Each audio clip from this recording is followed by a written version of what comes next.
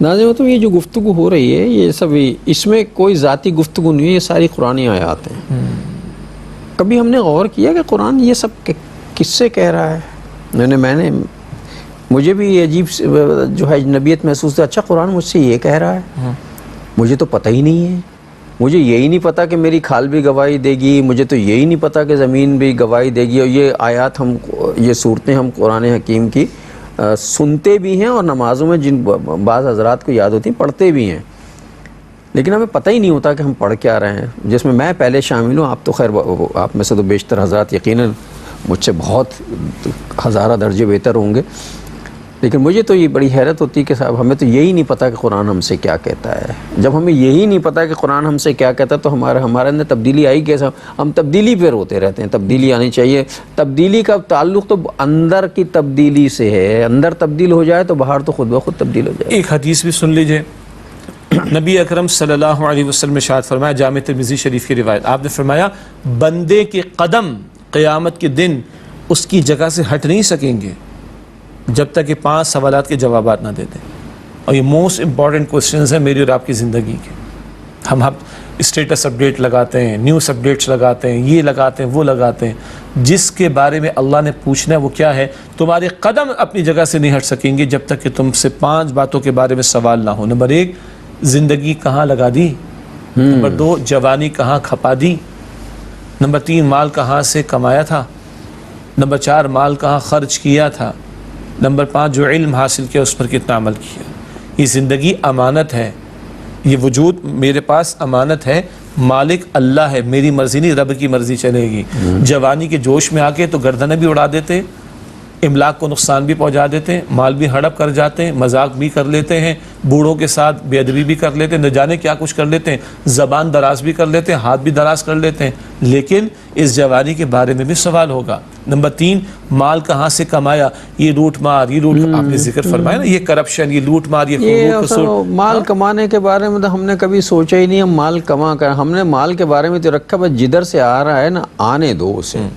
اللہ پوچھے گا کہاں سے کمایا، اور کمانے کے بعد اچھا کمانے کے بعد پھر ہم کیا کر رہے تو ہم یوں لٹا رہے ہوتے ہیں نا اسے، گڈیاں ہاتھوں میں لے کے پھینک رہے ہوتے ہیں۔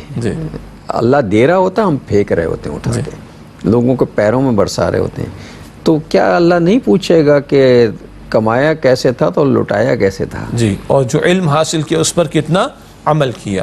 آف دا ریکارڈ آپ پروگرام سے پہلے ایک بات کر رہے تھے نا کہ 2 امور پر تو جو چاہتا ہے کہتا ہے، سیاست اور مذہب۔ سیاست اور مذہب پہ ہم سب سے زیادہ گفتگو۔ جس وقت میں اسٹوڈیو میں یہاں آیا تو ہمارے یہ کیمرہ مین حضرات جو ہیں ظاہر ہے بیچارے سب تیار کر کے بیٹھے ہوتے انتظار کر رہے تھے، آپس میں گفتگو ہو رہی تھی۔ میں نے یوں ہی پوچھ لیا، میں نے کہا بھائی کس پہ گفتگو ہو رہی ہے، سیاست پہ یا مذہب پہ؟ چونکہ 2 ہی موضوع ہمارے ہیں، یا تو ہم سیاست پہ خوب بے تکان بولتے ہیں یا ہمیں مذہب پتہ نہیں ہوتا، مذہب پہ بے تکان بول رہے ہوتے ہیں۔ ہر آدمی تو مذہب کا مبلغ ہو جاتا ہے۔ کل اللہ پوچھے گا نا، کان میں قرآن پڑھا تو تھا نا، گیا تو تھا نا، کبھی تو مجلس میں بیٹھے ہوں گے نا قرآن کی، کبھی تو جمعے کے خطبے میں گئے ہوں گے نا، کبھی تو اسکول میں اسلامیات پڑھی ہوگی، کبھی تو رمضان شریف میں قرآن کھلا ہوگا یا کہیں پڑھا ہوگا۔ جو علم حاصل کیا اس پر کتنا عمل کیا؟ یہ میری آپ کی زندگی کے اہم ترین سوالات، زندگی، جوانی، کمائی، خرچ اور علم پر کتنا عمل کیا۔ جب تک بندہ ان 5 سوالات کے جوابات نہیں دے گا، رسول اللہ علیہ السلام فرمایا کہ بندہ اپنی جگہ سے قدم ہٹا نہیں سکے گا۔ کیا یہ فکر مندی آج ہمیں ہے؟ کیا ان سوالات پر کلام ہوتا ہے؟ کبھی ہیڈ لائن نیوز میں ان سوالات کے بارے میں کلام ہوا؟ کبھی ہمارے اسکیجولز کے اندر ان کے حوالے سے ریمائنڈرز موجود ہیں؟ کبھی ہمارے پلانر کے اندر ان کے حوالے سے کچھ بات موجود ہے؟ کیا یہ سوالات روزانہ مجھے یاد رہتے ہیں، جو میری زندگی کے اہم ترین سوالات ہیں جو لازماً اللہ تعالیٰ مجھ سے پوچھے گا؟ اگر یہ ساری چیزیں ہمارے ذہن میں آ جائیں، اور یہ سب جب ہی آئیں گے جب ظاہر قرآن کو ہم سمجھیں گے، قرآن کو ہم پڑھیں گے، احادیث سے ہمارا رشتہ مضبوط ہوگا، تو یہ باتیں اگر ہماری سمجھ میں آ جائیں تو ہم کچھ بھی لیتے وقت یہ جو کہتے ہیں نا نذرانے یا ہدیے یا بس اللہ جانے کیا کیا، گفٹ، تحفہ، تو یہ لیتے وقت چائے پانی، مٹھائی کیوں تم ہمارے رشتہ دار ہو، تمہیں کس بات کی مٹھائی کھلائیں بھائی؟ کہہ لیں گے وہ چائے پانی، تو گھر سے ناشتہ نہیں کر کے آئے ہو تم، تو چائے پانی ہو رہی ہے۔ مطلب بظاہر ہمیں کچھ نہیں لگتا، چائے پانی کیا ہوگا، 100 روپے 200 روپے 50، تو بدبختی ہے۔ میں نے تو 10 اور 15 روپے لیتے ہوئے بھی دیکھا اپنی ان گناہگار آنکھوں سے، 10 اور 15 روپے بھی، اور یہ کل ہی دیکھا ہے۔ کہ جناب موٹر سائیکلوں پر جو ہیں کچھ لوگ ہیں اور وہ ایک ایک ٹھیلے سے جا کے 10-10 روپے اور 20-20 روپے جو ہیں وہ جمع کر. اللہ کے بندو یہ 20-20 روپے میں کتنا کام ہو جائے گا؟ تو 5,000 10,000 20,000 25,000 ایک جگہ سے لے لو گے نا. یہ اپنی اولاد کے پیٹوں میں ڈالو گے لے جا کر, یہ رات کو کھاؤ گے جا کر, اس سے بچوں کو کپڑے پہناؤ گے, اس سے گھر میں ٹھنڈا برف لے جا کے ڈالو گے, ٹھنڈا پانی پلاؤ گے, یہ سب حلال ہوگا؟ جی. اور یہیں پہ اگر آپ کی اجازت ہو تو ایڈ کر لیں, ان کا بس چلتا ہے 10 روپے 20 روپے کا, یہ 150 کا, جتنا اختیار ہے ہاں, اور جتنا منصب ہے اتنے. جی.